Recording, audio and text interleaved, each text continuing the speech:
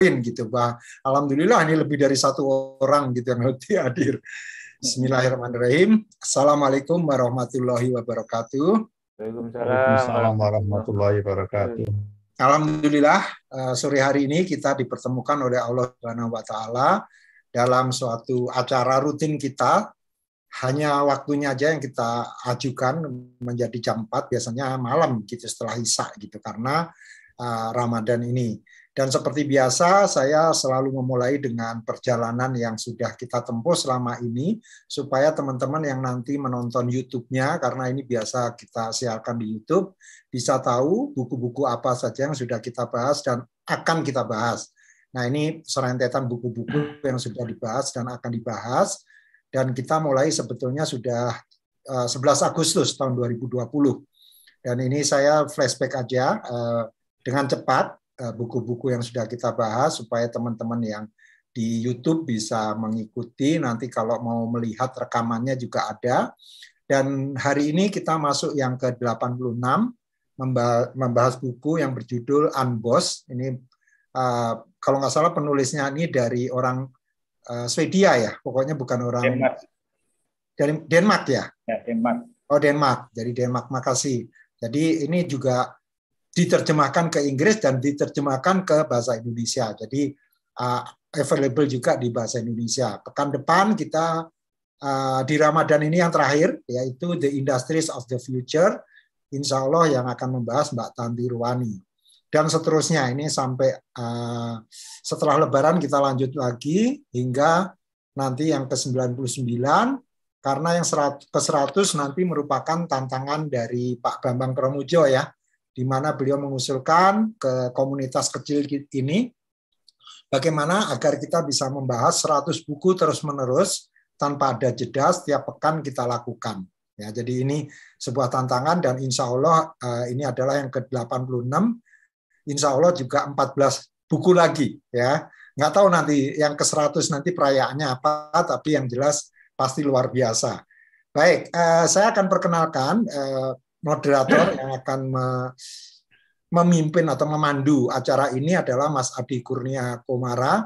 Beliau ini sudah kita kenal sangat dekat sekali dengan bedah buku bisnis yang sekarang menjadi BRID ya. Jadi ini beliau adalah salah satu yang bisa dibilang tokoh di bedah buku ini, karena hampir setiap pekan selalu mengikuti, walaupun waktu itu nggak mulai dari awal ya. Tapi saya salut sekali. Beliau ini tinggal di Hong Kong dan sudah 5 tahun ya, tepatnya pas April 2017, beliau menjabat sebagai Network and Information Technology Solution sebagai VP di Telin, Telekomunikasi Indonesia Internasional yang berbasis di Hong Kong. Kemudian sebelumnya beliau adalah Customer Interface Manager di Telin juga dari Oktober 2014 sampai dengan April 2017. Sebelumnya lagi pernah menjabat sebagai Service Quality and Performance Manager. Jadi perjalanannya luar biasa ya, semua yang kaitannya dengan service beliau ini sudah mumpuni banget. Nah, pendidikan beliau S1-nya adalah ITS, Institut Teknologi 10 November di Telecommunication Engineering tahun 1987 sampai dengan 1992. Kemudian melanjutkan di Universitas Indonesia, Master of Technology, Telecommunication Engineering, tahun 1999 sampai dengan 2001. Jadi hari ini kita akan membahas sebuah buku yang tidak ada kaitannya dengan telecommunication, tapi bisa diterapkan di telecommunication juga. Nah, silakan saya serahkan aja ke Mas Adi Kurnia untuk memfasilitasi diskusi ini. Silakan Mas. Terima kasih Pak Gatot. Alhamdulillah. Assalamualaikum warahmatullahi wabarakatuh. Waalaikumsalam warahmatullahi wabarakatuh. Selamat sore, selamat dini hari buat kita semua. Karena saya mungkin ada yang di luar Indonesia, yang di Amerika mungkin kalau Bu Ade datang udah harinya beda lagi. Alhamdulillah hari ini kita akan kembali bertemu untuk membahas Buddha Buku tadi yang ke-86 ya Pak Gatot ya. Ya, betul. Ini sebuah sesi forum yang membedah buku yang secara konsisten dilaksanakan oleh Pak Gatot. Ini kita sangat apresiasi sekali pada Pak Gatot ini yang secara istiqomah melakukan event ini dan memfasilitasi semuanya. Dan kita di sini yang baru bergabung mungkin bahwa Buddha Buku yang kita lakukan ini tidak ada batasan, siapa saja boleh bergabung dan siapa saja boleh memberikan kontribusi. Jadi dan hari ini kita akan membahas satu buku yang ini waktu saya dapat tugas untuk ini ngelihat baca bukunya Unboss. Waduh, apa ini Unboss? Bosnya udah jelas nih. Jadi sesuatu yang bagaimana manajemen tanpa bos gitu ya. Mungkin seperti itu ya. Yang ditulis oleh Raj Korin dan Jacob Potter. Dan saya sedikit baca previewnya, ini sesuatu yang apa ya, tidak biasa kita ini kan di dalam hierarki sebuah manajemen organisasi. Biasanya organisasi itu ada atasan dan bawahan. Tapi di sini sepertinya tradisi atau budaya seperti itu yang mau dihilangkan gitu ya, atau didobrak gitu. Nah, kita gimana isinya nanti kita akan coba cermati, nanti silakan kita simak. Ini sudah siap hadir bersama kita Pak Subur Anugrah. Selamat datang Pak Subur, selamat bergabung. Beliau adalah dosen di Universitas Mulia di Balikpapan dan pendidikannya dulu di Universitas Brawijaya dan S2-nya di UGM. Dan namanya sudah siap dengan ulasannya nanti membedah buku. Dan guys, kita pada sore hari ini adalah Dr. Andes Muhammad Rusli, MT. Beliau adalah rektor Universitas Mulia. Jadi ini nggak tahu apakah jadi disebut bosnya Pak Subur atau unbosnya Pak Subur. Nanti kita lihat. Beliau tadi sudah sedikit di review kita kenalan ini di awal tadi bahwa ternyata Pak Rusli ini adalah yang paling senior di kelompok kita ini nih. Berarti dan beliau dulu S1-nya di Fisika ITS, kemudian S2-nya di Komputer ITS dan S3-nya di Universitas Negeri Malang. Dan nanti kita akan bagi sesi karena kita waktu agak terbatas karena menjelang maghrib dan juga di Balikpapan mungkin lebih cepat maghribnya.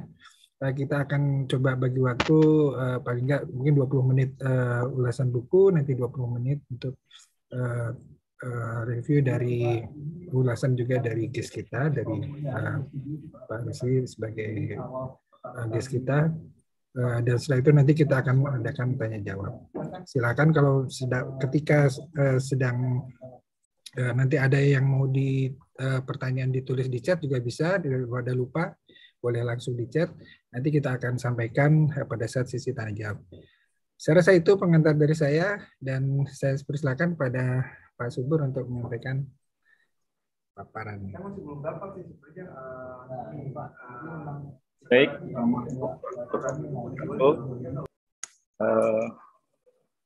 Selamat sore Bapak-Bapak sekalian. Saya ini baru pertama kali ingin menyampaikan di forum ini dan yang memperhatikan para pakar, profesional, ya, profesor.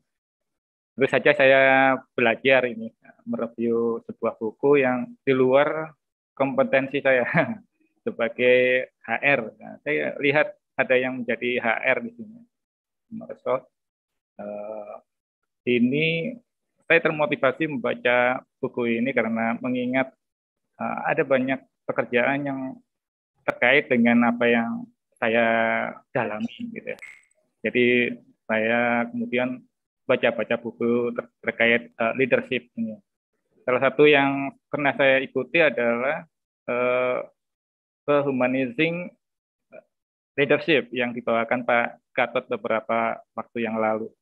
Saya pelajari bagaimana leadership tentang humanizing. Nah itu ternyata banyak sekali, luas sekali terkait dengan leadership ini. Itu saya baca buku ini dan saya rasa saya perlu belajar kepada Bapak Rektor. Kebetulan Bapak Rektor ini akrab dengan saya tinggal ajak aja langsung mau, ya alhamdulillah. Ini saya langsung ke paparan materi ya Bapak-Bapak sekalian biar cepat selesai.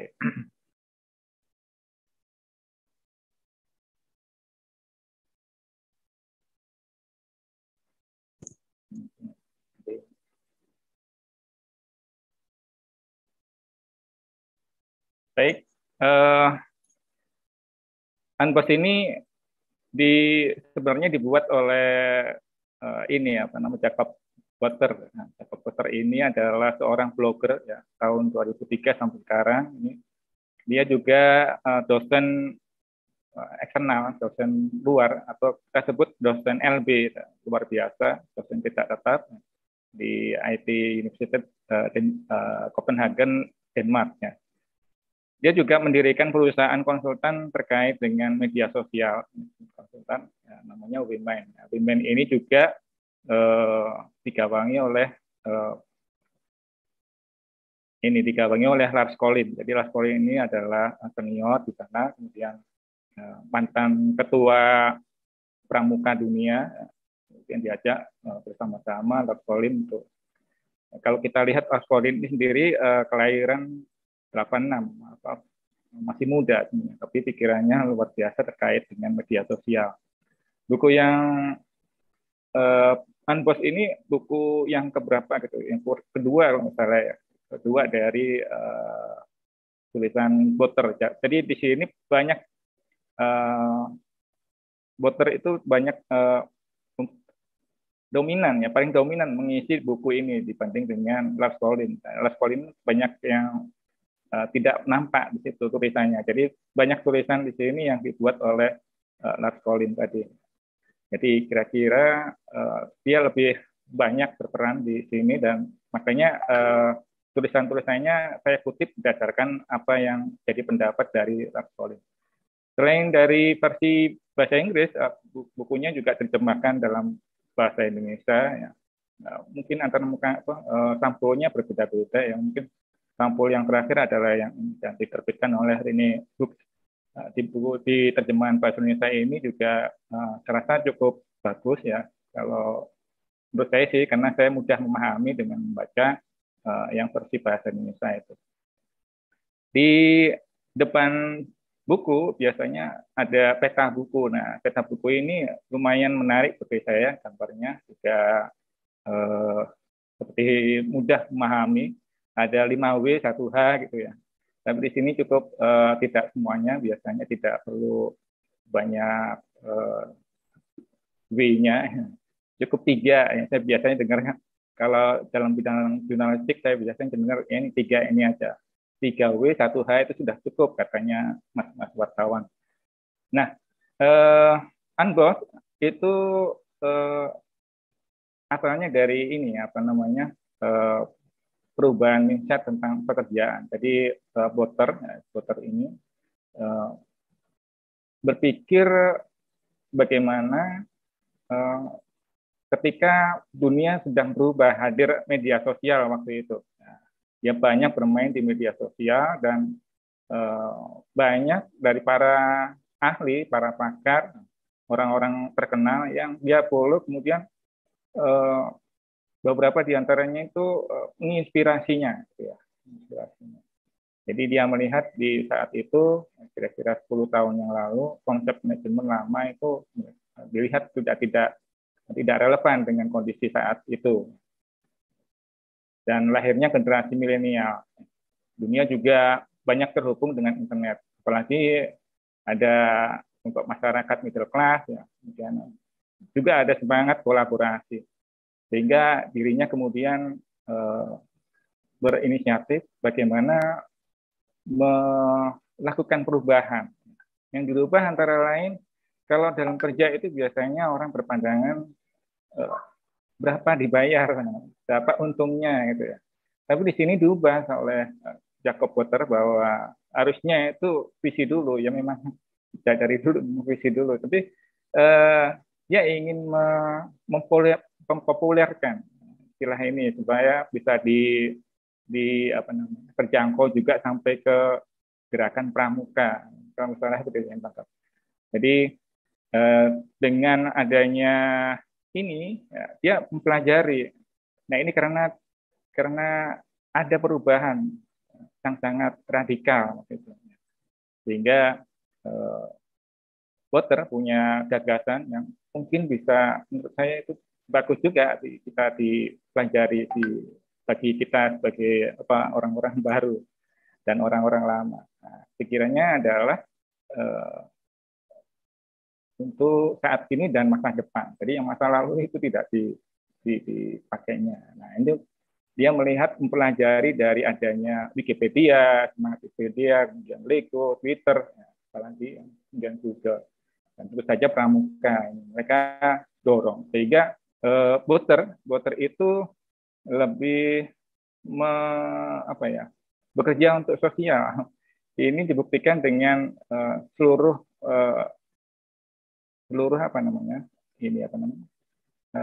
royalti itu diserahkan kepada lembaga pramuka di dunia. Ini kan luar biasa. Jadi buku ini saya jadi teringat buku RIT. Buku RIT yang dibuat oleh Bu Indari Mastuti, yang dikeroyok oleh banyak orang. Nah, kalau bedanya di sini masukan-masukan dari kontributor itu hanya diterima oleh Jacob Butler, kemudian Jacob Butler yang mengkompilasi dari masukan-masukan itu.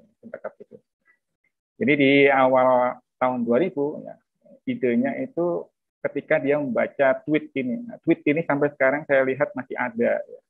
Jadi ini saya pakai di sini, di mana tweet inilah yang menjadi sejarah munculnya UNBOSS. Jacob melihat kabar itu di Ensiklopedia Britannica, itu yang terkenal dengan 28 jilidnya itu, yang sering dijadikan sumber pengetahuan saat itu, tidak lagi dicetak. Nah, ini kabar besar bagi Jacob. Kemudian tahun 2001, Wikipedia itu booming pada pegawai kurang dari 30 orang. Seperti itu. Nah, Wiki ini lahir dari hasil gerakan ternyata. Hasil dari kontribusi para kontributor di seluruh dunia. Wawasan jutaan sukarelawan, dia bercita-cita yang sama, ya, mewujudkan satu resource yang sangat luar biasa, dan sampai sekarang pun dampaknya luar biasa Wikipedia.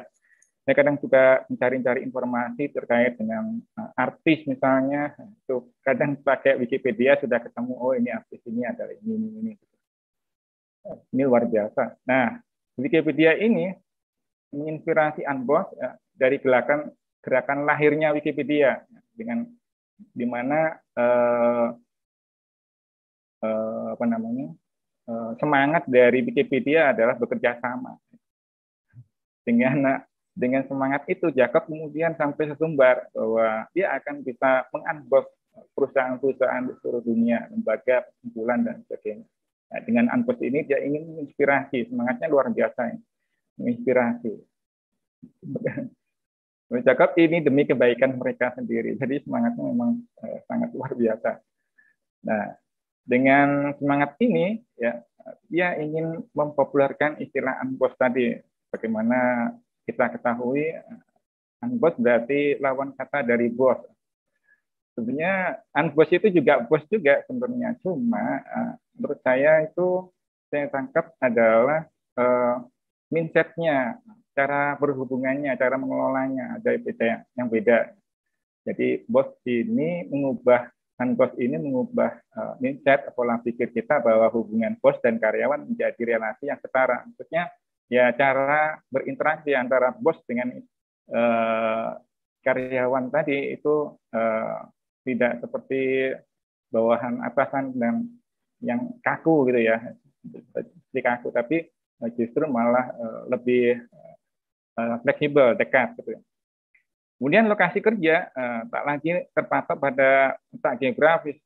Seluruh karyawan misalnya tidak harus selalu ada di kantor, gitu, apa di tempat satu kantor, bisa di tempat lain ya, secara geografis. Kemudian tujuan perusahaan jadi ke arah yang lebih sosial, tidak melulu berorientasi profit. Ya.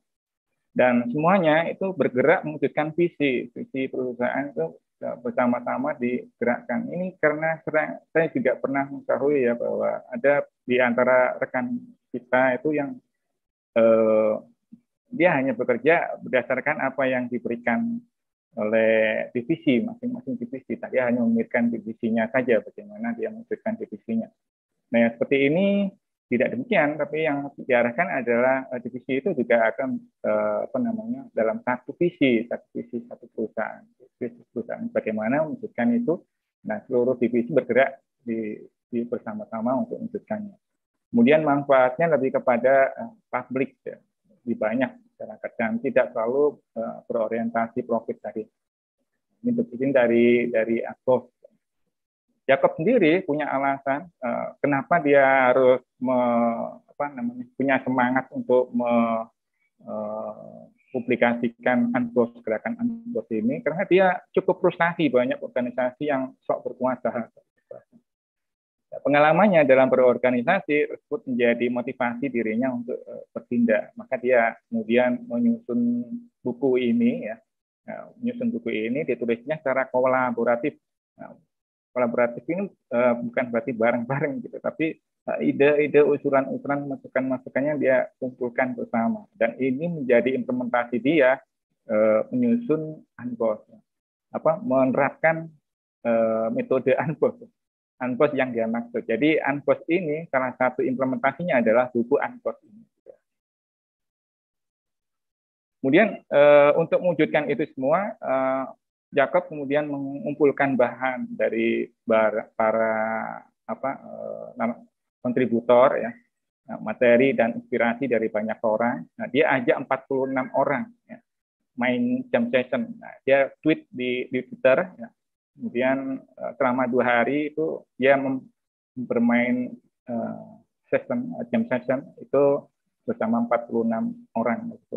Hasilnya adalah ternyata ada 381 umpan balik, ada tanggapan dari lebih dari banyak orang, ya. 381. Ini mungkin bisa jadi nggak tampil di sini, hanya like-nya mungkin 1 sampai sekarang, ya. Tapi bisa jadi ya DM-nya banyak.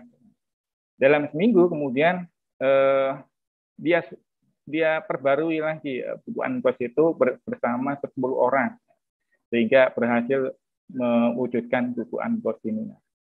Buku Unboss kurang lebih seperti itu, ya. Nah, di buku pertama ini kemudian dia bagikan lagi ke koleganya, seluruh koleganya di seluruh dunia tadi lewat jam session berikutnya di bulan Juni 2011. Hasilnya lebih dari 1.000 kontribusi, malah lebih banyak lagi dia dapat tanggapan, ya, kontribusi dari seluruh kontributor. Intinya dengan banyaknya kontribusi ini, dia kemudian menilai bahwa ternyata Unboss itu dinilai cocok dengan semua orang di seluruh dunia berdasarkan penilaian dia ada di Twitter tadi. Nah, itu sehingga sampai saat ini Unboss kemudian diterjemahkan dalam banyak bahasa, sehingga bisa sampai di saya, ya, sampai 10 tahun kemudian bulan Juni 2021 saya beli, baru nyampe di tangan saya dari tahun kemarin, ya, tahun kemarin. Itu saya baca-baca, kemungkinan ini bagus juga ini kalau diterapkan. Nah, kebetulan di tahun ini juga saya baru ketambahan karyawan tetap, ya, sehingga saya perlu jadi bagaimana bersikap sebagai pemimpin, kurang lebih gitu, paling tidak memimpin di divisi saya sendiri gitu. Nah, ternyata Jacob juga banyak terinspirasi dari Twitter, karena memang dia itu sukanya main di media sosial, ya. Dan konsultan Women tadi adalah konsultan bidang media sosial juga. Salah satu tweet Simon Sinek adalah ini. Saya cek juga tweetnya, ternyata yang retweet cuma 81. Kalau kita ini tahun 2012 sampai sekarang ini baru kemarin saya screenshot, ya, ternyata baru 81. Nah, kalau dibandingin kalau di Indonesia komentar-komentar yang aneh-aneh itu aja banyak, retweetnya bisa banyak, bisa ribuan, ya. Gitu. Nah, ini dari sini ternyata dapat menginspirasi Jacob untuk membuat gebrakan tentang UNBOSS tadi. Kemudian dia dari hasil itu terinspirasi itu UNBOSS berarti melayani daripada sekedar tuan. Jadi intinya juga bos, tapi dia caranya adalah melayani, lebih dari sebagai seorang tuan yang suka nyuruh-nyuruh gitu ya. Seorang UNBOSS juga orang yang membuat segala sesuatu itu jadi mungkin, bukan hanya dengan sebuah perintah-perintah itu tadi. Nah, bagi Jacob juga pemimpin itu bukan bos, bukan orang yang kurang lebih demikian. Nah, saya rasa bapak-bapak lebih tahu. Perancang juga bukan produser, artinya nggak digarap sendiri. Gitu. Nah, semuanya bisa dikoordinasikan. Nah, menurut Jacob sendiri, memasuki era saat ini adalah era sang UNBOSS, di mana pemimpin-pemimpin seperti ini bergerak, ya, bukan bertindak seperti bos di era sekarang ini. Dia ingin menghilangkan seluruh silo. Silo itu kurang lebih seperti yang disampaikan Pak Bambang Pramujo kemarin, ya. Apa namanya? Sesuatu yang disembunyikan, informasi yang disembunyikan, atau hambatan-hambatan yang terjadi di organisasi gara-gara menyembunyikan informasi penting bagi organisasi. Nah, oleh karena itu, oleh Jacob melihat itu agar dibuang, kayak orang yang diam-diam aja tiba-tiba langsung begini. Nah, ini menurut Jacob kurang sesuai di era sang UNBOSS ini. Nah, contohnya seperti saat kita melakukan rekrutmen. Ini saya ambil contoh salah satu aja, supaya cepat selesai juga. Karena cukup tebal materi yang dibahas, banyak sekali materi yang dibahas oleh Jacob. Itu kurang lebih ada 20 lebih materi tentang pembahasan, ya. UNBOSS apa, gitu, UNBOSS staff, UNBOSS organisasi, dan sebagainya. Banyak 20. Dan saya pelajari satu bab saja, itu ternyata juga lumayan banyak kalau didetailkan. Salah satunya adalah saya ambil dari UNBOSS tentang gaji, gitu ya, tentang gaji, tentang bonus dan gaji. Bagaimana bonus dan gaji itu tadi di UNBOSS. Nah, ternyata di dalamnya ada beberapa yang perlu kita detailkan. Nah, salah satunya adalah tentang rekrutmen di perusahaan umum atau perusahaan-perusahaan yang ya bukan spesifik ya, spesifik seperti ini ya, perusahaan umum ada presiden, ada chief eksekutif dan sebagainya. Semuanya dibahas di sana. Cuma cara gaya menulisnya adalah gaya menulisnya seperti gaya menulis media massa yang gimana urut gitu, nggak ada terstruktur. Maksudnya bisa lompat-lompat, bisa, sehingga kita butuh untuk membaca itu butuh berkali-kali bisa jadi untuk memahami maksud dari Jacob, tulisan Jacob. Salah satu contoh yang bisa saya terima adalah tentang rekrutmen tadi. Ada kebetulan saya juga bermain di medsos ya, di Facebook terutama. Saya hanya Facebook, Twitter itu memang ada, tapi saya kurang begitu aktif karena terlalu luas ya, bahasanya terlalu ramai juga. Jadi saya capek sendiri kalau dipakai Twitter. Maka saya pakai Facebook, kemudian saya ketemu lowongan dari ITB. Yang menarik adalah di gambar ini adalah adanya Ibu Rektor, Ibu Reni. Nah, ini muncul di sini. Kemudian ada SDM di sini. Kemudian saya cermati lagi, ini menarik sekali karena menurut saya ini baru iklan yang berbeda dibanding iklan lowongan kerja yang lain-lain, yang lebih banyak mengekspos ini apa namanya lowongannya, mengekspos lowongannya, mana aja yang perlu di syarat-syaratnya pun didetailkan. Nah, di sini hampir tidak ada syarat sama sekali. Kemudian yang kedua adalah ini cukup bagus menurut saya, yaitu adanya muncul visi, ya, tujuan cita-cita dari ITB, yaitu sebagai locally relevant, globally respected university. Saya jadi ingat UGM kemudian. Ini kayak mirip visinya UGM gitu. Jadi visinya UGM adalah ya visinya UGM adalah locally rooted, globally respected. Yaitu maksudnya mengakar di lokal dan dihargai dunia. Jadi bukannya cuma mutu UGM, tapi mahasiswa juga dituntut untuk bisa ini apa namanya locally rooted, global respected, juga berpikiran yang sama gitu. Jadi seluruh komponen yang ada di UGM itu juga bergerak bersama-sama mewujudkan semangat visi dari locally rooted, globally respected ini. Nah, itu berbagai penelitian juga harus bisa mengarah ke sana, tulisan-tulisan apapun semuanya juga harus mengarah ke visi tadi. Nah, jadi ini yang menurut saya sangat menarik, ini kayaknya cocok di Unboss, makanya saya pakai untuk sebagai contoh di sini. Nah, contoh-contoh ini sangat menarik karena relevan dengan apa yang dipaparkan di buku ini. Jadi di Unboss ini adalah ya, perusahaan yang bisa melakukan Unboss adalah perusahaan-perusahaan yang syaratnya harus dia berbasis pengetahuan. Apa itu berbasis pengetahuan? Yang dimaksud berbasis pengetahuan di sini menurut Jacob adalah perusahaan yang membuka diri, menciptakan sebuah ekosistem penciptaan nilai melalui kemitraan-kemitraan. Kita banyak mitra-mitranya juga. Mitra-mitranya dari berbagai level. Kalau perguruan tinggi itu bisa kerjasama dengan SMK, gitu. Levelnya bisa beda-beda. Dan ada timbal balik. Ada timbal balik. Semuanya bekerja untuk visi yang sama. Semuanya bekerja visi yang sama. Kemudian juga di dalam perusahaan berbasis pengetahuan tadi itu pekerjaannya juga harus berbasis pengetahuan. Apa itu pekerjaan berbasis? Nah, ini saya cari-cari juga di situ di bukunya Unboss itu.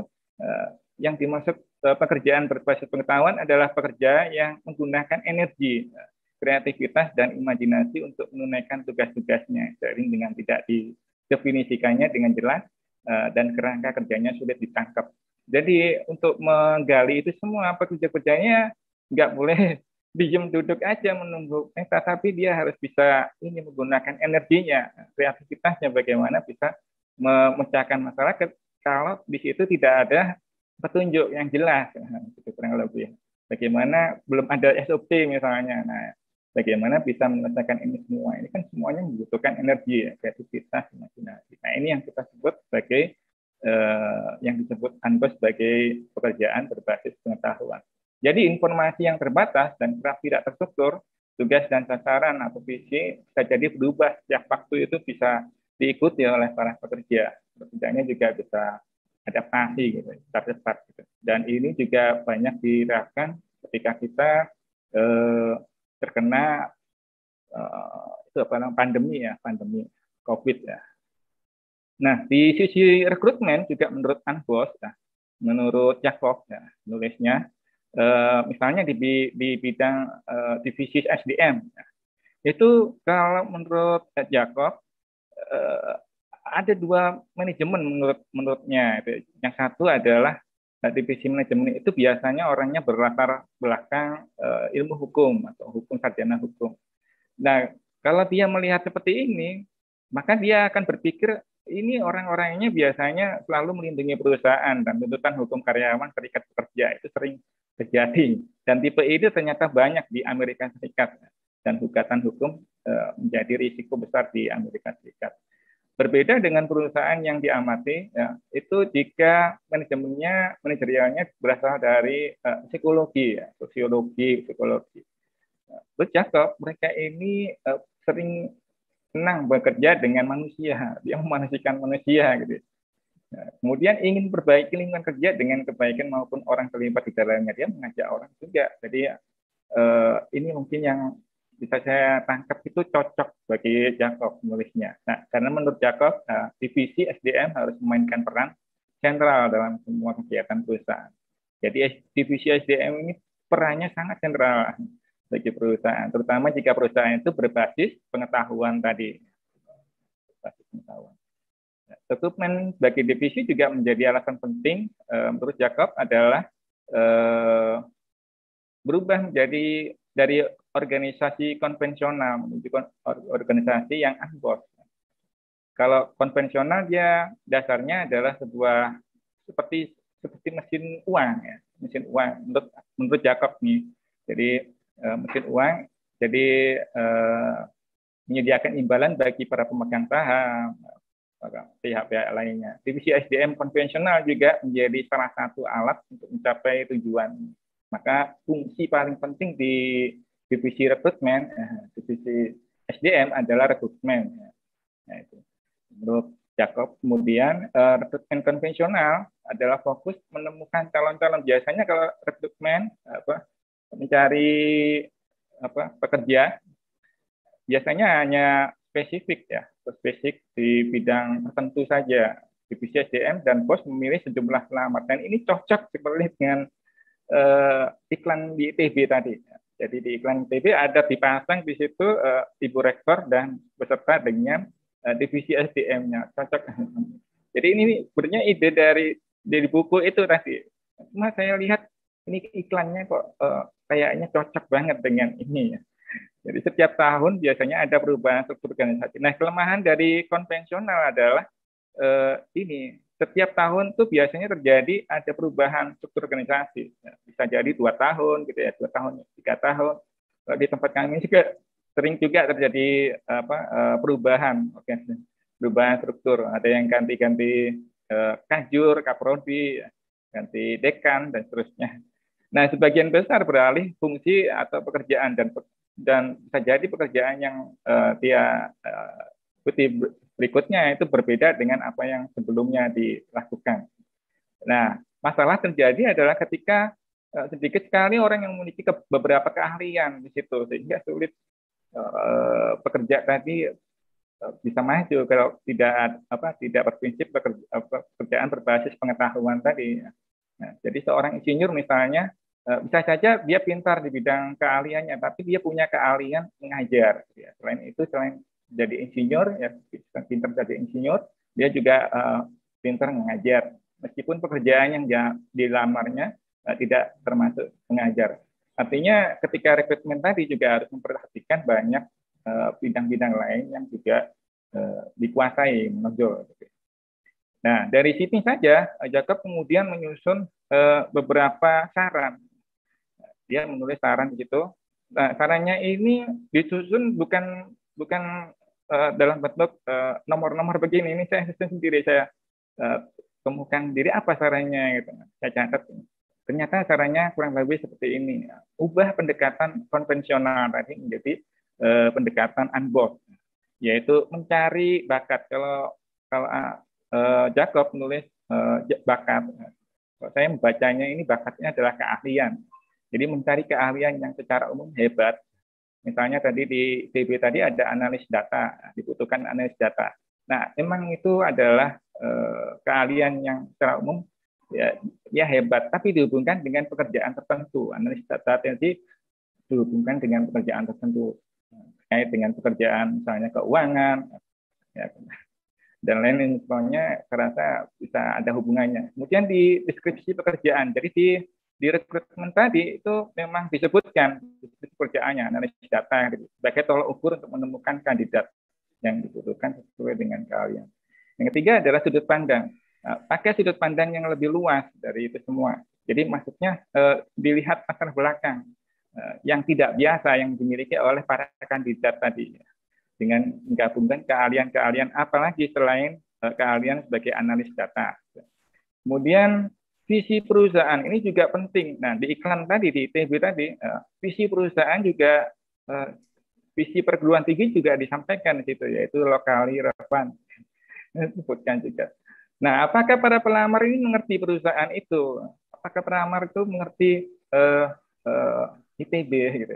Nah, ini penting juga mengetahui visi ITB tadi. Kemudian dukung pencapaian visi. Apakah para kandidat itu berupaya keras mendukung visi perusahaan? Ini kalau pendukung berupaya keras ini ada penilaian-penilaian setelah di masa penerimaan ya, 3 bulan gitu coba dan seterusnya. Kemudian yang terakhir adalah semuanya ini rekrutmen disampaikan di media sosial. Salah satunya tadi di iklan tadi ternyata saya temukan di Facebook. Saya temukan di situ, kemudian saya baca ini kayaknya cocok seperti yang ada di Unpost. Maka saya gunakan di sini. Jadi apa sih kenapa kok dipasang di media Mas sosial? Subur, mungkin Ya, time reminder aja sudah 30 menit lebih. baik Pak, Bisa dipercepat mungkin. Mohon baik maaf. Pak, baik Pak. Eh, jadi kenapa di media sosial? Karena ini, kenapa ada alasan? Jadi bisa menjawab ini semua. Nah, jika salah satunya adalah kalau mereka para kandidat itu cocok dengan atau memiliki passion yang sama dengan kita, maka biasanya mereka akan follow ke media sosial kita. Nah, maka kemungkinan menurut Jacob besar dia satu visi dengan organisasi kita dan seterusnya. Ini untuk menguji kandidat pun juga cukup simpel bagi saya kalau saya lihat, yaitu diuji apakah dia mau bekerja selama 3 bulan tanpa bayaran untuk mewujudkan visi. Kalau jawabannya iya, maka organisasi akan memiliki visi dan orang-orang yang tepat di dunia baru. Simpel banget. Tapi kalau jawabannya tidak, maka Jacob menyarankan pikirkan apakah hubungan antara karyawan dan perusahaan sudah tepat atau belum. Nah, jadi kesimpulan saya di buku ini, menurut saya apa yang saya baca ini membuka wawasan saya terkait dengan kegiatan unboss ya, leadership dengan gaya unboss tadi di era informasi saat ini masih terbuka. Kemudian di buku ini juga sebaiknya didampingi oleh literatur yang lain karena kita butuh hal-hal yang di luar itu semua untuk menggabungkan yang lainnya, ada hubungannya dengan yang lain. Misalnya ketika mengelola startup ya, atau ketika kita terjun di bidang pengembangan produk, maka buku-buku startup seperti One to Zero, Zero to One itu saya baca juga seperti itu. Kemudian pengembangan produk Inspire gitu ya, itu saya juga baca, ternyata ada hubungannya juga, bagus juga. Dan Unboss ini masih perlu penyesuaian dengan lingkungan terkait kalau diterapkan di Indonesia, karena tidak semua perusahaan ternyata punya kolek sosbudnya itu sama dengan yang ada di Denmark. Itu mungkin yang bisa saya sampaikan di sini. Mohon maaf Bapak-Bapak kalau kelebihan waktunya. Demikian dari saya. Assalamualaikum warahmatullahi wabarakatuh. Saya kembalikan. Waalaikumsalam warahmatullahi wabarakatuh. Terima kasih Pak Subur atas paparannya sangat rinci dan detail. Dan kita sekarang sampai ke sesi kedua, yaitu tanggapan atau review atau mungkin ada sharing dari Pak Rusli selaku Rektor Universitas Mulia. Beliau adalah bos top leadernya dari Universitas Mulia. Nah, ini dengan konsep unboss ini gimana nih, Pak? Sebagai seorang leader sebuah organisasi. Baik, terima kasih Bapak-Bapak semua. Ya, saya coba memahami dulu ya, jadi apa yang disampaikan Pak Subur ya. Saya coba pahami terkait dengan disiplin ilmu saya, pengalaman saya ya. Mungkin karena yang paling senior mungkin tadi Pak ya. Jadi memang saya penduduk Surabaya tapi jarang saya bekerja lama di Surabaya Pak. Jadi saya itu boleh dikata banyak merantau Pak. Jadi pengalaman kerja saya ada di pusat riset gula di Pasuruan itu 20 tahun ya sebagai statistician ya, ahli statistik di sana, eksperimen, kemudian juga membantu para peneliti. Kemudian habis itu sempat pensiun dini, kemudian dari sana saya jadi konsultan sistem informasi karena saya switching disiplin ilmu saya ke IT gitu ya. Pada saat itu memang lagi dibutuh-butuhkan, jarang sekali orang IT S2, sehingga saya dikontrak oleh kontraktor yang ada di Jakarta untuk mendampingi sebagai konsultan sistem informasi kaitannya dengan proyek yang ada di Departemen Pertanian.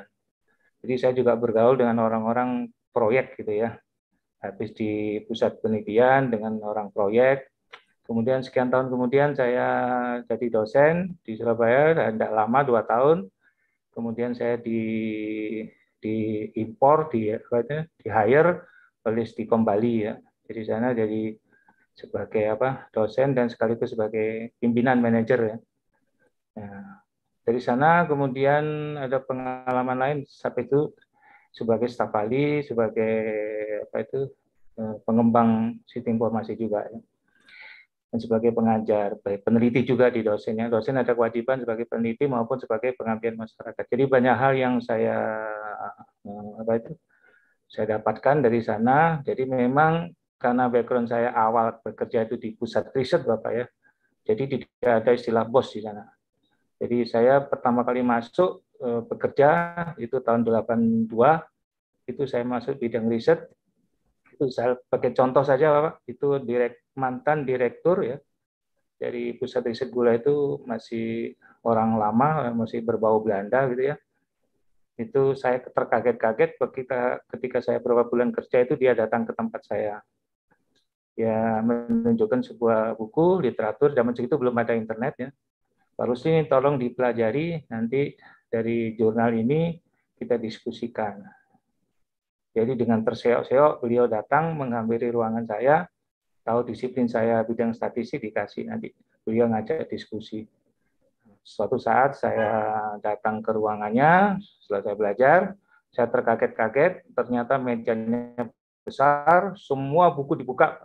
Jadi beliau itu ternyata memang peneliti tulen ya, ahli peneliti yang di Universitas Gula itu, banyak buku yang dibuka belum ditutup.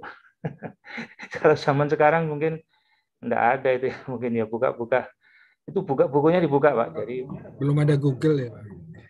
Iya, belum ada Google. Jadi buku itu dibuka di mejanya itu luas sekali. Saya terkaget-kaget. Wah, sampai segini jauh. Jadi itulah unpost pertama kali saya bekerja itu saya menjumpai seperti itu. Dia mantan direksi, sekarang jadi penasihat ahli. Kemudian yang direksinya pun juga sama, mungkin akhirnya mendapat warisan ya, gaya memimpin yang seperti itu di pusat riset. Apalagi kalau kita presentasi semuanya sama, direktur maupun peneliti muda sama. Yang penting yang dihargai adalah argumentasi ilmiahnya. Itu yang jadinya saya akhirnya terbentuk juga selama 20 tahun seperti itu. Nah, itulah yang saya alami. Jadi kita kadang-kadang sebagai bos, tapi di dalam organisasi resminya aja, di dalam perlakuannya, perilaku kita memperlakukan semuanya sebagai mitra. Karena bagaimanapun ilmu kita juga terbatas, gitu ya. Apalagi di sebuah perusahaan yang besar, dengan disiplin ilmu yang banyak, dengan kompetensi yang luas, kita tidak bisa merasa bahwa saya paling bisa. Jadi nggak bisa. Jadi konsep unpost itu saya kira seperti itu. Jadi oleh karena itu kalau kita sebagai pemimpin ya, di sebuah perusahaan yang besar dengan multidisiplin dan multikompetensi, ya kita harus mau belajar.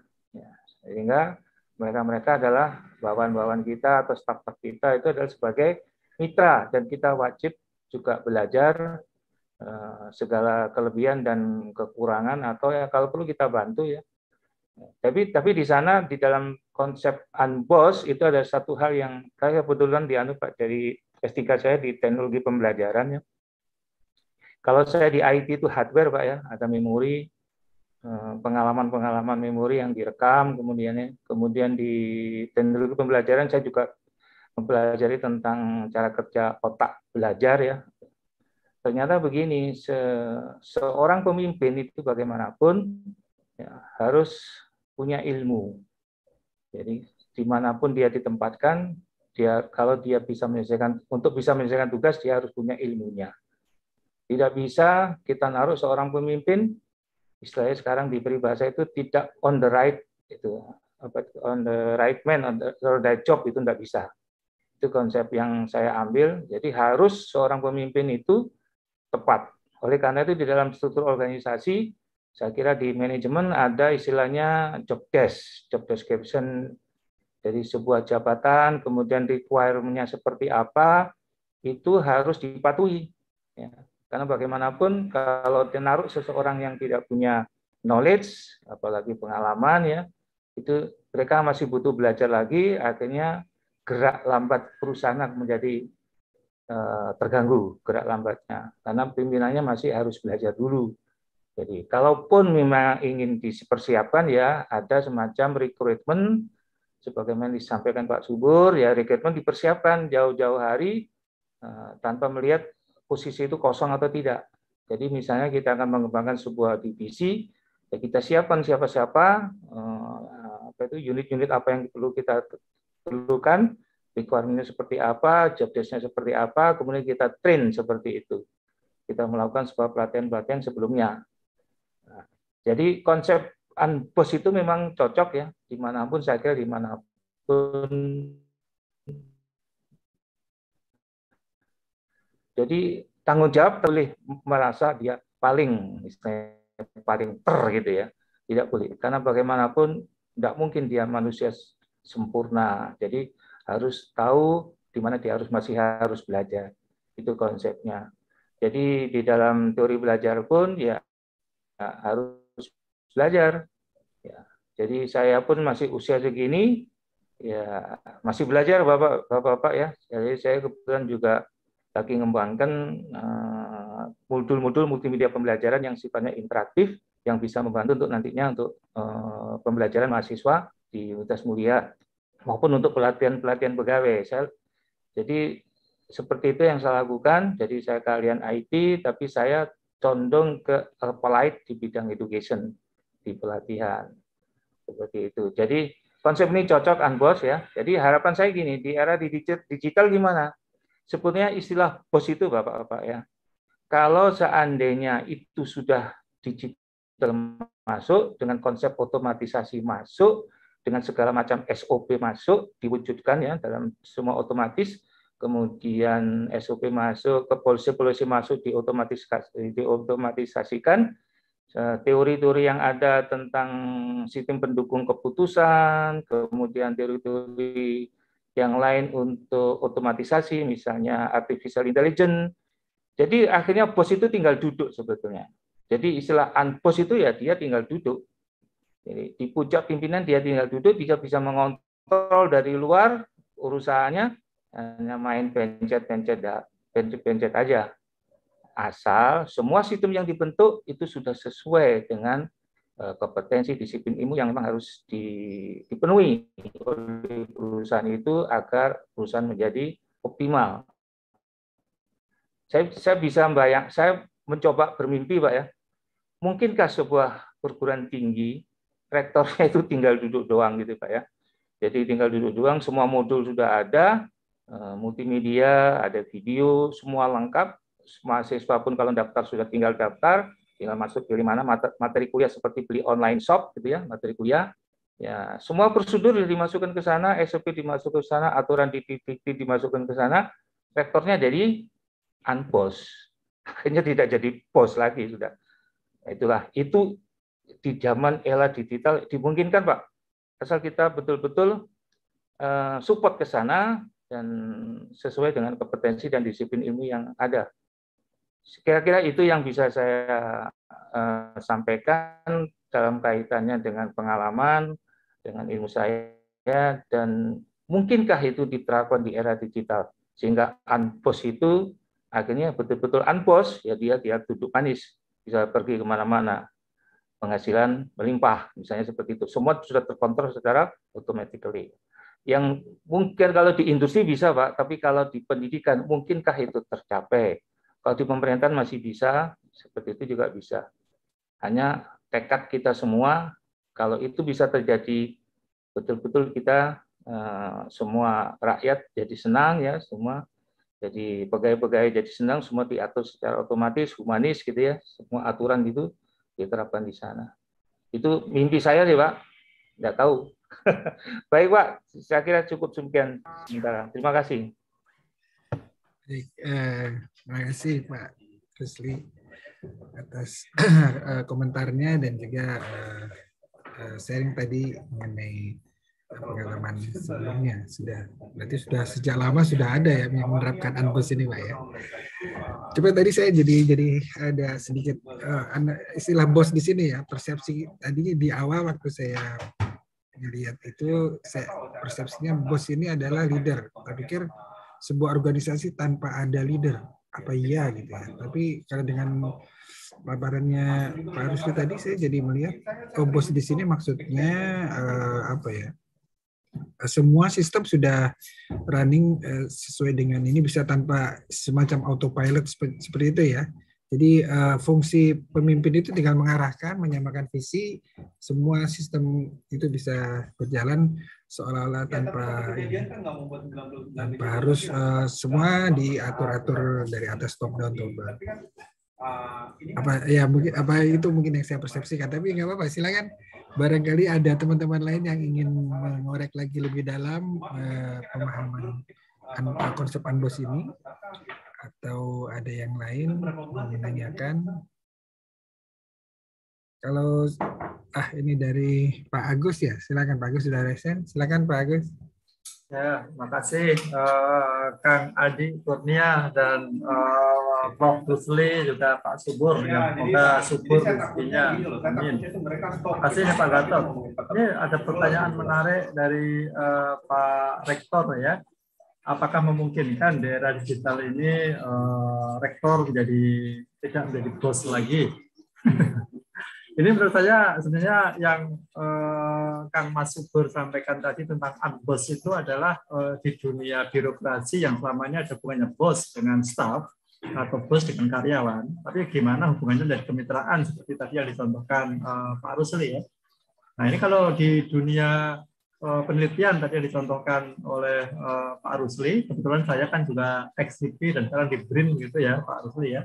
Ini kan hubungannya di dunia penelitian itu kan sama, kita egaliter, tetapi berbasis pada data dan evidence itu ya. Tetapi kan ketika urusannya mahasiswa dengan dosen kan nggak, ya mungkin bisa aja bersifat egaliter begitu. Tetapi di ruang kuliah tetap ada dosen dengan mahasiswa gitu, Prof ya. Jadi menurut saya ketika buku unbos ini dibawa ke ruang kuliah, menurut saya perlu kita pertimbangkan sebagaimana misalnya Pak Gatot Widayanto ya. Ini sebagai seorang konsultan begitu. Ketika hubungannya dengan seorang CEO dengan konsultan itu kan bukan unbos juga hubungannya ya. Nah ini kalau di dunia kuliah, nah ini menurut saya itu semi ya, karena kalau di kuliah dengan Zoom atau kita berdiskusi semacam ini kan kita semua egaliter, kita tidak ada bosnya. Ya bos kita ya mungkin Pak Gatot karena sebagai host itu kebetulan saja ya, tapi nanti ganti yang lain kan hostnya ada yang lain, kan bukan bos tapi hanya fasilitator gitu ya. Nah ketika dunianya itu dunia sekedar sharing, knowledge sharing, menurut saya bos and unbos itu nggak relevan. Tapi ketika urusannya tentara, nah ini yang ada tujuan khusus dan ini kan nggak bisa kan jenderal misalnya sebagai egaliter dan bisa dibantah oleh kopral aja ketika disuruh nembak tapi tanya dulu ya. Nah ini menurut saya tadi Kang Mas Subur telah menjelaskan ya, dunia knowledge worker mungkin itu bisa sebagai unbos karena dia bisa mandiri mengelola tugas-tugasnya, dan dunia pendidikan itu kalau di universitas menurut saya memungkinkan karena itu ada knowledge transfer. Tapi kalau di dunia sekolah menengah dan ke bawah, terutama anak-anak SD, ini kan nggak bisa dilepas ya. Nah, guru itu sebagai bos atau sebagai fasilitator, tapi tetap harus membimbing sebagaimana Pak Gatot membimbing para CEO untuk memajukan bisnisnya, begitu ya.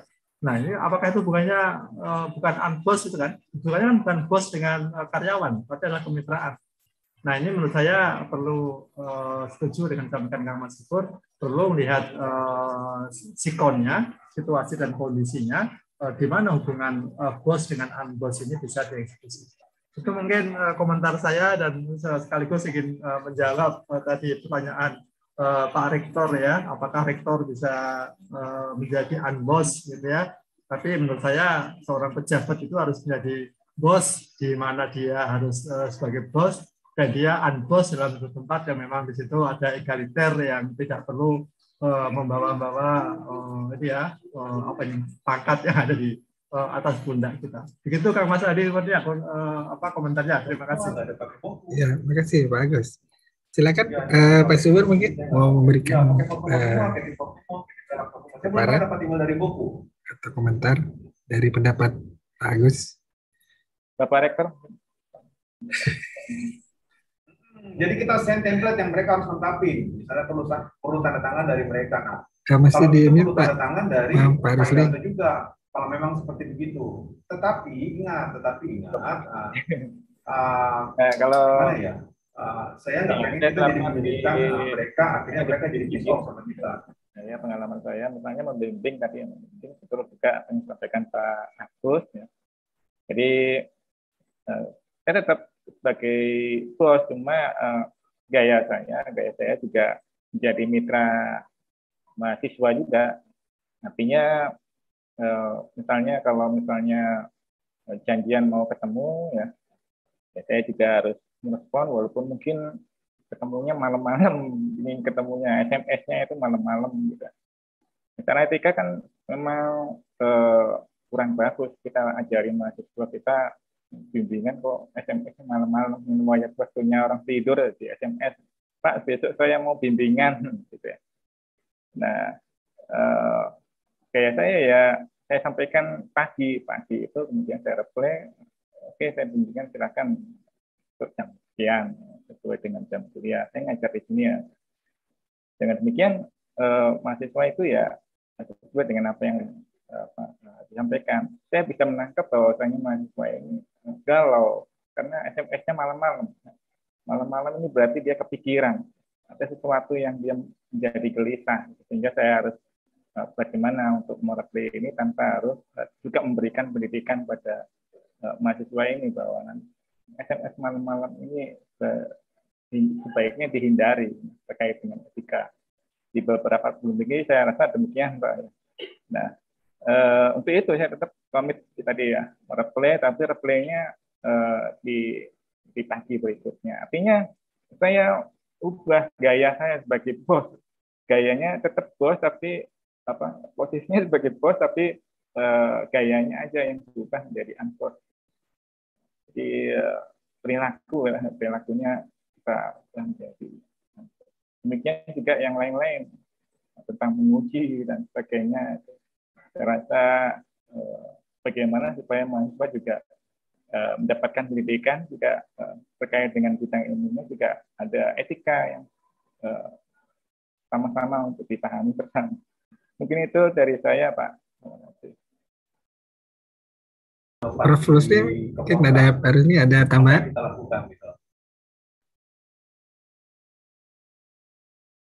Mic-nya, Pak. Masih di mic ya? Ya, jadi begini Pak, memang itu mimpi saya Pak, itu dengan asumsi bahwa semua masih bisa diotomatisasi Pak. Semua masih bisa diotomasi, dirumuskan, dibantu oleh alat-alat yang sifatnya bisa membantu. Begini Pak, dalam konteks belajar saja Pak, itu ada ilmu yang namanya intelligent tutoring system Pak. Jadi siswa itu kalau belajar kita berikan sebuah modul, cuma di Indonesia belum ada mungkin yang sebagus itu baru teori-teori yang ada Pak, mungkin sebagian kampus sudah ada, mungkin kampus-kampus yang kuat ya. Itu intelligent tutoring system begini Pak, ada sebuah modul ya, mahasiswa belajar, kemudian diuji, kemudian pada saat dia diuji dapat nilai 40, di situ dikasih tahu Pak, Anda kurang di konten ini. Anda kurang di topik ini, terus dia dikasih fasilitas untuk balik.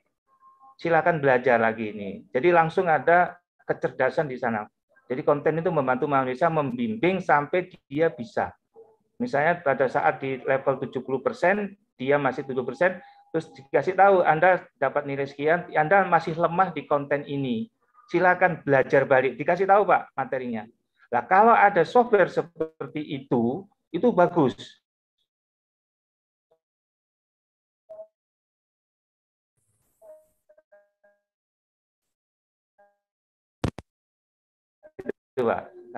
Itu yang terkait dengan nanti di dunia pekerjaan, itu kan juga bisa ada semacam pelatihan gitu Pak ya. Nah, pelatihan-pelatihan itulah yang mungkin bisa dianalogikan seperti tadi pembelajaran. Nah, kemudian di tempat-tempat yang lain mungkin bisa, ya tentunya tidak bisa otomatis cepat gitu Pak ya. Perlu perumusan yang lebih mendalam ya. Apalagi kalau sampai organisasi seperti ABRI itu juga otomatisasinya makin berkurang Pak. Kalau otomatis menyerangnya sih mungkin menyerang otomatis apa itu ada serangan dari musuh itu otomatis, tapi begitu kebijakan sudah nggak bisa lagi. Jadi ada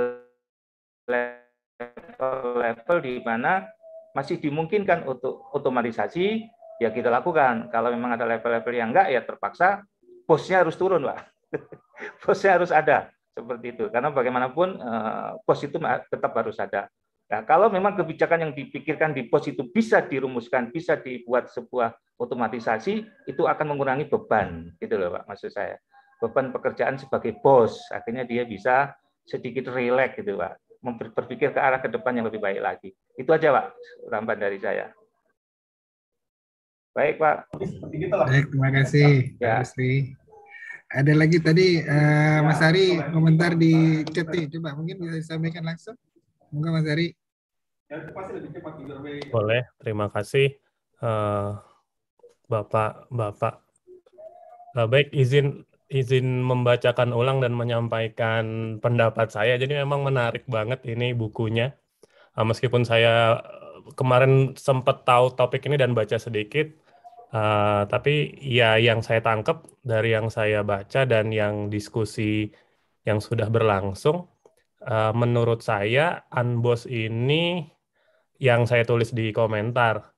Unboss ini tadi juga disebutkan oleh Bapak Subur Anugrah bahwa hubungan atasan dan bawahan itu lebih ke mitra. Nah, yang saya tangkap ini cocok banget buat startup ataupun perusahaan-perusahaan yang eh, sifatnya startup dan perusahaan yang lean, yang ramping. Artinya kan dia akan cepat adaptasi, cepat berkembang.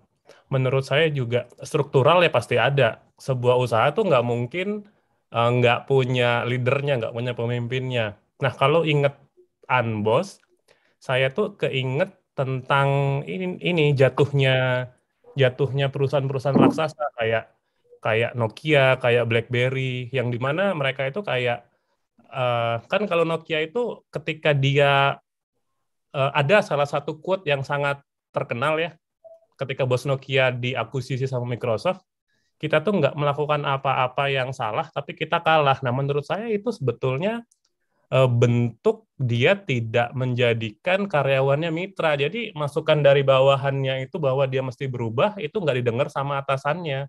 Jadi menurut saya itu adalah sebuah contoh nyata di mana mestinya dia bisa menjadikan karyawannya mitra sehingga dia bisa tetap survive. Tapi akhirnya ya dia kalah karena ya itu tadi bosnya terlalu mendominasi dan tidak bisa mendengarkan karyawannya sebagai mitra. Jadi itu sih pendapat saya terkait dengan pembahasan Unboss ini. Mohon maaf kalau kebanyakan Bapak, Ibu. Terima kasih. Ya, terima kasih komentarnya ya Mas Ari ya. Jadi mungkin bisa ini saya juga jadi tergerak untuk cerita juga bahwa di perusahaan saya juga gini. Ini bos yang baru ini berusaha menjadi unboss dengan cara tadi nggak lagi disebut Pak atau manggil Bapak, tapi ke atasan itu manggilnya Mas atau Mbak. Waduh, susah banget tapi susah banget untuk bisa merubah kebiasaan itu karena kita kan ini budaya ya sebenarnya. Budaya tadi kan antara atas dan bawahan sebagai mitra, bagaimana merubah konsep itu agak susah juga memang. Tapi dengan semangat tadi untuk pendekatannya memang untuk memudahkan mempercepat kolaborasi dan penyamaan visi. Tadi kan contoh dari Pak Sumur kan bagaimana setiap employee, setiap karyawan itu punya visi yang sama sehingga bisa bergerak ke arah yang sama. Semuanya sinergi dan kolaboratif. Nah itu kira-kira tambahan saya. Ya, silakan mungkin Pak Subur mau menanggapi komentarnya Mas Ari atau Pak Rekor menambahkan, silakan. Cukup, saya sudah cukup. Oke, Pak Subur mungkin ada yang mau dikomentari tadi, apakah benar cocok apa yang dimaksud dengan Mas Ari tadi? Betul Pak, saya sepakat dengan Pak Adi apa yang disampaikan tadi. Rasa termasuk demikian saya apa yang saya baca itu cuma di buku ini dia spesifik gitu apa namanya di bidang-bidang tertentu itu sampai dikelompokkan. Kemungkinan ke depan juga akan bertambah lagi babnya pembahasan tadi dari 23 bab bisa jadi 50. Nah, luasnya terkait dengan pembahasan Unboss ini atau mungkin bisa jadi juga muncul versi Unboss yang kedua lanjutan dari Unboss yang pertama ini bisa jadi. Ya, itu yang saya tangkap. Dan kalau di Indonesia kita tampaknya sih agak sulit juga, tapi lambat laun perusahaan-perusahaan yang muda, yang startup tadi yang baru muncul di era informasi saat ini, era jejaring sosial, apalagi nanti era metaverse, itu bisa jadi banyak menerapkan Unboss ini. Sedangkan perusahaan-perusahaan yang lama ya mungkin masih terpaku pada budaya sebelumnya kebiasaan sebelumnya sehingga sulit untuk dirubah atau sulit berubah sendiri secara otomatis karena sudah terbiasa. Misalnya kadang kita kalau sama orang-orang sepuh ya saya panggil Bapak, Bapak Rusli ya Pak Gatot dan sebagainya. Ini kan kebiasaan biasanya kalau berhadapan dengan orang tua. Nah, itu sulit untuk bisa dihindari. Atau kebiasaan misalnya salim. Salim itu kalau orang Jawa ya salaman ya, kemudian dicium tangannya. Nah, seperti ini kan seperti apa namanya? Primordial. Bukan itu istilahnya egaliter, itunya nggak ada egaliternya. Sehingga kadang kalau di media massa itu bisa ditulis tidak menyebut apa namanya titronya. Di media massa ditulis biasa aja, walaupun titronya ada, misalnya dokter, profesor, cuma disebut namanya saja. Nah ini kan karena di media massa egaliter namanya, setara. Nah tapi tetap dengan mengikuti etika-etika yang tidak disepakati di tempat di Indonesia, di Jawa dan sebagainya, etika yang sama lah. Sehingga kalau di Indonesia yang Unclos ini, saya rasa memang perusahaan-perusahaan yang ke depan, ya, Pak, masuk di era milenial 2000-an. Tapi perusahaan-perusahaan besar, saya rasa, saya lihat menurut pandangan saya yang terbatas ini, sudah mulai bergerak ke sana, ya. Seperti bank gitu. Kalau dulu saya lihat bank kayak Bank Mandiri gitu, itu masih sistemnya lama banget, jadul banget, dan akhirnya berubah mengikuti perkembangan zaman. Nah di Unclos inilah bisa jadi diterapkan juga di perusahaan-perusahaan besar, ya. Sudah lama hadir, mulai bergerak ke arah kepemimpinan yang baru. Mungkin itu yang saya sampaikan di sini. Nah, lebihnya mohon maaf. Ya, sesuai dengan kuncinya tadi ya di kesimpulan terakhir itu sesuai dengan Paul Extos sebut, karena itu terkait budaya juga ya Pak Subur ya. Baik, ini Pak Bambang sudah resen. Aduh, silakan Pak Bambang nih. Ini bos kita bos di Waskita Karya nih. Silakan komentarnya gimana Pak? Terima kasih Mas Andi, Pak Subur, Pak Rusli, Pak Rektor. Itu. Paparannya bagus, itu suatu pandangan baru.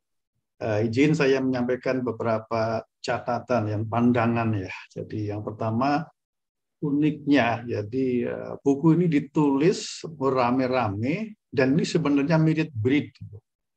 Breed juga ditulis beramai-ramai, tapi oleh Pak Gatot dibiarkan tetap saja itu sendiri-sendiri karena topiknya terbuka luas dan ini luar biasa. Alhamdulillah bukunya sudah terbit ya Pak Gatot, jadi silakan yang berminat untuk membacanya. Dan kalau di Unclos itu topiknya jadi satu, penulisnya rame-rame sebenarnya loh ya. Kalau saya tadi menyimak penjelasan Pak Subur, kemudian dirangkum atau disimpulkan oleh satu orang sehingga jadilah judulnya menjadi Unclos. Ya. Menarik, tadi saya pikir ini Unclos ini saya dengan Mas Andi kok mirip Unclos apa maksudnya Unleader ya, ternyata bukan. Jadi kalau saya perhatikan, karena saya juga belum membaca bukunya dari paparan tadi, bahwa Unclos itu adalah posisi. Unclos itu adalah sikap. Maksud saya, Unclos itu bukan posisi ya, bukan posisi tapi sikap. Sikap kepemimpinan. Di buku lain dijelaskan bahwa ada dua sikap kepemimpinan, misalnya itu adalah yang satu adalah otoriter dan yang satu adalah empati, dua sikap. Ya. Sikap Unclos tadi sudah dijelaskan itu adalah sangat cocok untuk perusahaan-perusahaan yang berbasis pengetahuan, knowledge-based corporation atau knowledge-based company. Dan para pekerja pengetahuan, knowledge worker. Karena ujung utama dari jenis ini adalah kreativitas, dan kreativitas hanya terbangun apabila itu ada empati. Tetapi yang ingin saya sampaikan di sini bahwa pada suatu saat korporasi atau institusi pun akan terlanda apa yang disebut krisis. Di saat krisis ini yang dimungkinkan adalah sikap kepemimpinan otoriter. Jadi seorang pemimpin harus memiliki dua-duanya. Jadi kemampuan memimpin otoriter di saat krisis dan saat diperlukan, seperti sekarang krisis pandemi ini, tetapi juga harus meluaskan itu sikap empati sehingga mengembangkan kreativitas dari para anak buahnya. Sehingga tadi ada yang menyebut anak buahnya itu seperti mitra ya, melakukannya seperti mitra.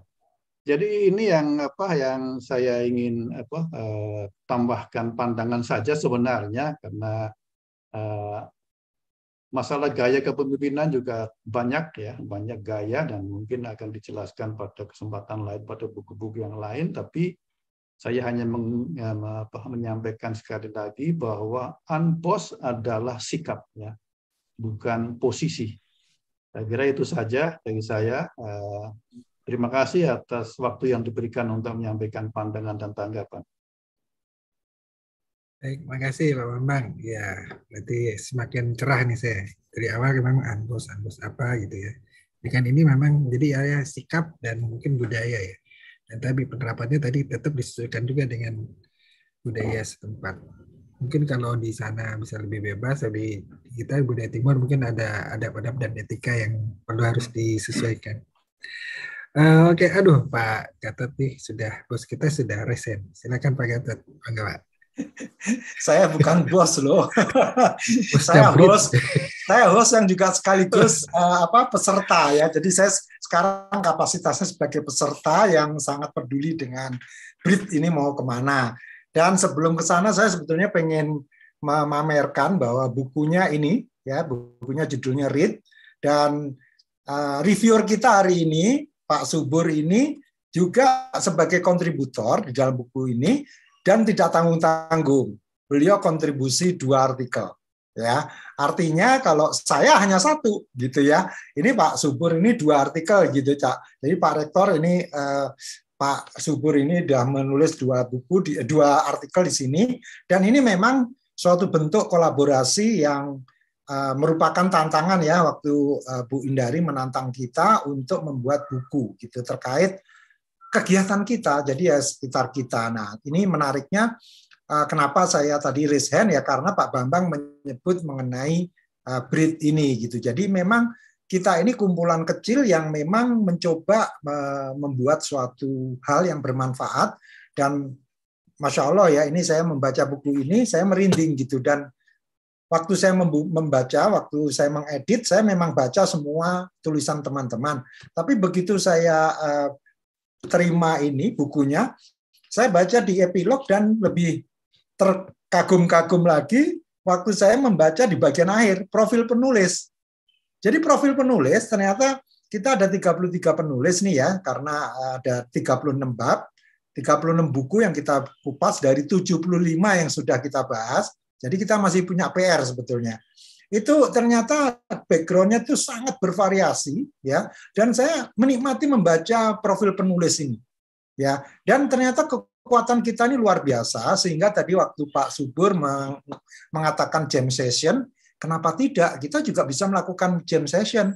Bahkan mimpinya Pak Bambang kan yang mengusulkan nama BRIT ini, dan terima kasih kepada Pak Bambang ya, dan kita semua jadi setuju karena BRIT ini jadi fungsinya nggak sekedar membedah buku ya, kita membedah buku yang memang ditujukan kepada entrepreneurship nantinya ya, melalui apa? Dialog. Makanya judulnya book review, entrepreneur excellence sama dialog, disingkatnya jadi BRIT gitu. Nah, mudah-mudahan dengan adanya bedah buku Unboss ini, kita jadi terinspirasi ya, karena kita melihat bahwa ternyata Jacob Collier ini juga bisa melakukan jam session.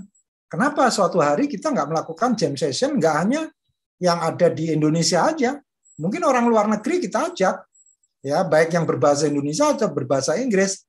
Salah satunya kita nanti, siapa tahu kita bisa seperti TED, ya kita ada TED Talk, ada Brit Talk gitu, misalnya gitu ya. Apapun lah, jadi bentuknya seperti apa, tapi ini menarik. Ini mengenai yang tadi disampaikan Pak Bambang. Jadi saya senang sekali Pak Bambang menyinggung mengenai ya kita ini, seputar kita. Yang kedua mengenai bukunya ya Pak Subur, terima kasih karena reviewnya sangat menarik dan ternyata ini implementasinya menurut Pak Rektor tadi, Pak Rusli, sudah diimplementasikan di tahun 82 pada saat dia ada seorang bekas direktur, mantan direktur yang masuk ke ruangan beliau ya untuk dengan egaliter ya, artinya tidak bermental sebagai direktur, tapi masuk ke ruangan memberikan suatu tulisan ya, suatu jurnal untuk nanti dibahas bareng. Itu keren banget ya. Nah, sebetulnya inti atau roh dari Unboss ini saya setuju dengan yang dikatakan oleh Mas Ari Eko tadi.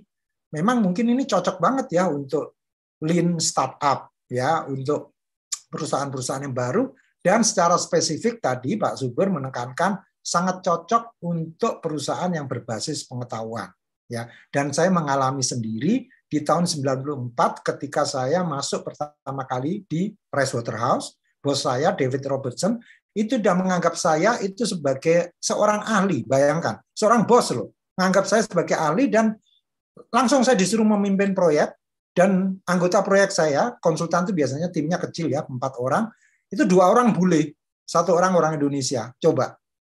Dan sebelumnya saya memang bekerja di perusahaan asing juga, tapi saya nggak pernah punya bawahan bule, itu nggak pernah. Tapi ya itu karena saya ditreat sama bos saya yang bule sebagai rekan, mitra kerja, saya treat bule-bule di bawah saya maupun orang Indonesia juga sebagai rekan.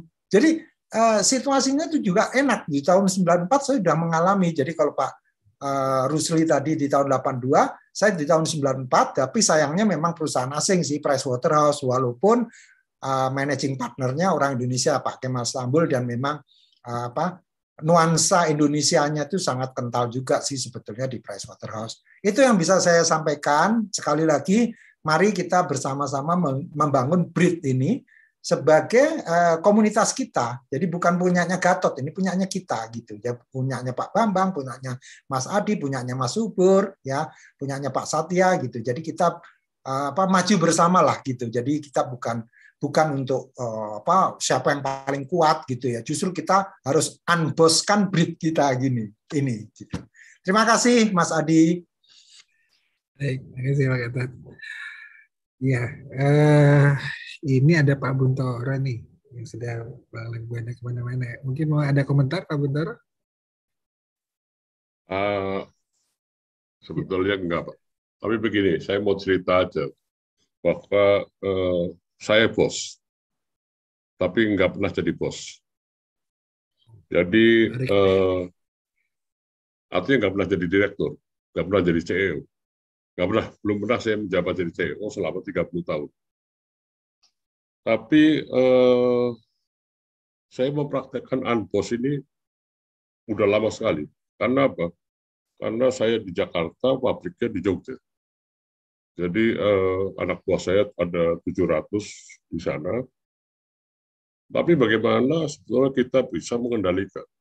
Jadi ini agak nyeleneh juga, tapi ini benar. Jadi saya pernah ngomong di sini menggunakan mungkin sebagai paranormal engineering atau santet engineering. Apa itu paranormal engineering? Adalah pertama remote sensing. Saya tahu semuanya itu kira-kira ya apa yang mereka kerjakan, apa yang sedang mereka kerjakan di sana saya tahu satu-satu. Kemudian saya juga bagaimana melakukan remote influencing. Secara jarak jauh itu saya pengaruhi mereka lah. Jadi seolah-olah walaupun saya di Jakarta itu saya bisa menjadikan seolah-olah diri saya ada di sebelah mereka.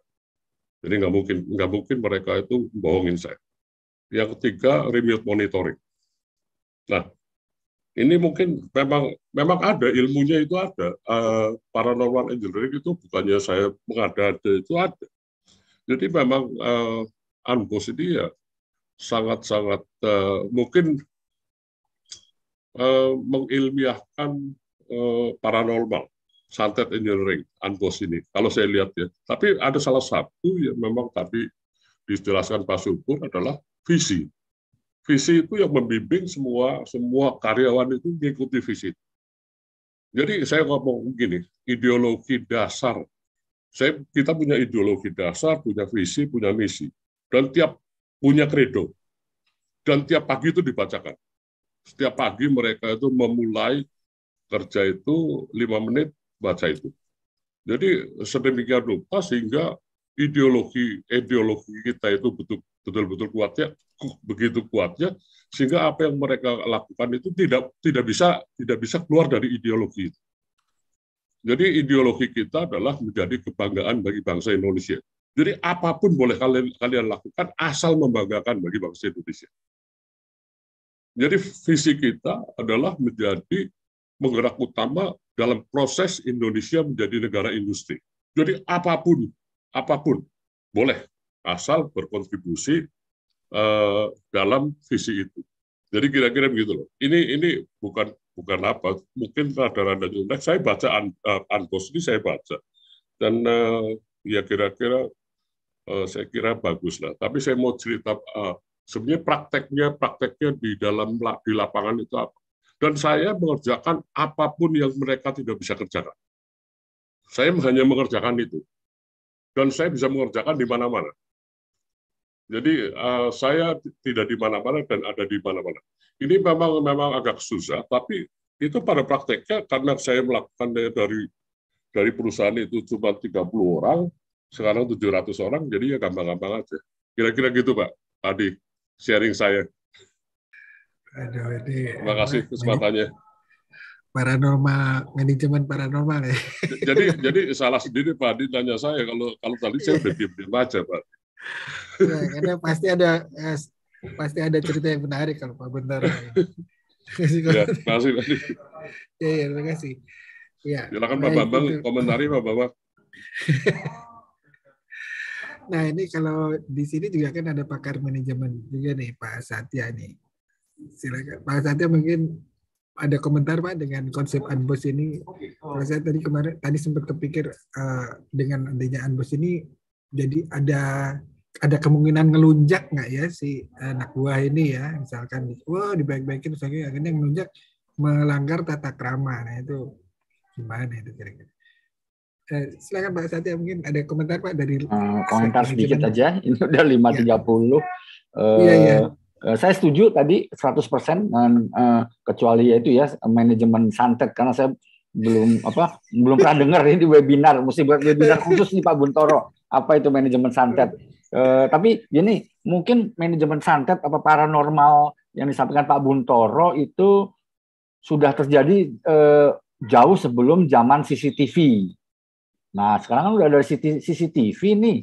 Saya tahu ada seseorang yang punya SPBU sampai belasan ya, dan dia mengendalikan pakai CCTV aja tuh gitu. Dan dengan CCTV dia kirim-kirim WA aja gitu. Saya nggak ngerti ya, apakah yang dimaksud dengan unbox, unbox ini. Yang dimaksud dengan unbox ya, tapi terus terang saya belum baca buku ini. Apakah yang namanya unboss itu berarti lebih ke leader ya? Karena kita tahu ya leadership sama bos beda. Sebetulnya itu aja komen saya. Kalau ada yang bisa kasih bantu saya pencerahan sih bedanya unboss sama ketiadaan leadership itu aja. Makasih. Iya. Berarti persepsinya mirip dengan saya tadi. Pak Subur mungkin bisa kembali menjelaskan, memberi komentar mungkin Pak Subur, silakan. Dari berdasarkan konsep yang ada di buku. Iya, ini mungkin lebih cocok dijawab pakarnya soal leadership. Saya rasa betul apa yang disampaikan tadi terkait dengan ANBOS. ANBOS itu ya tepat ya di leadership-nya, sikap tadi yang disampaikan oleh Pak Bintang. Yang lebih seperti itu yang saya tangkap dari buku ini ya. Adapun sebagai pemimpin yang sering kita anggap sebagai bos, gitu tadi ya, mungkin gayanya saja yang perlu diubah, gitu ya, diubah. Seperti anggapan kita bahwa egalitar tadi apa, setara, gitu tadi. Sehingga semuanya tidak seperti kakunya atasan dan bawahan. Gitu. Saya rasa itu yang saya tangkap, Pak. Demikian dari saya. Ini sudah masuk buka puasa. Iya nih. Oke. Baik, karena waktu juga nih di Indonesia bagian tengah sudah masuk ya. Dan ini kita keterbatasan waktu. Mungkin ada closing statement dari Pak Subur, kemudian nanti juga dari Pak Rektor. Ya sudah. Dari Pak Subur mungkin closing. Ya. Saya rasa baik, closingnya saya rasa buku ini layak ya dimiliki ya, dipelajari juga, karena saya juga bacanya itu iseng-iseng juga ya. Maksudnya iseng-iseng itu menyediakan waktunya juga nggak terlalu ribet gitu ya, dan bisa dibaca sampai kapanpun kita bisa membacanya, dan kemudian juga relevan dengan apa yang sedang saya kerjakan juga, jadi ada semangat membaca, menyelesaikan. Jadi saya rasa buku ini juga cukup bagus bagi yang pertama pekerja baru atau startup tadi yang disampaikan startup itu. Demikian yang saya sampaikan, Pak. Terima kasih. Baik, terima kasih. Jadi kembali kesimpulan masing-masing silakan dicerna masing-masing. Kita tidak bisa menyimpulkan dengan satu ini. Pak Subur sudah berusaha mengulas dengan sebaik-baiknya, dan kita tadi sudah ada diskusi untuk mempertajam bagaimana pemahaman dari buku ini, konsep dari buku ini, dan tidak ada kewajiban bagi kita untuk selalu setuju terhadap suatu konsep, karena bisa jadi buku itu disusun dengan lingkungan yang berbeda. Baik, saya mungkin maaf apabila dalam mengatur acara ini ada kekurangan, dan terima kasih atas perhatian dan kontribusi semua teman-teman. Dan sebelum kita akhirin, tadi ada permintaan ketawa dulu, sesi ketawa, foto. Jadi kita foto dulu sebentar ya, sebelum saya kembalikan kepada Pak Gatot. Open kamera. Yang bisa open kamera, kita open kamera sebentar. Denny, saya pakai hijab dulu ya. Halo Mas Free. Mas Frikor, ini namanya Mas siapa nih Mas Frikor? Salam kenal Mas. Salam kenal Pak. Oke ya, oke saya ambil ini cuma di saya satu layar aja, saya ambil sebentar. Oke.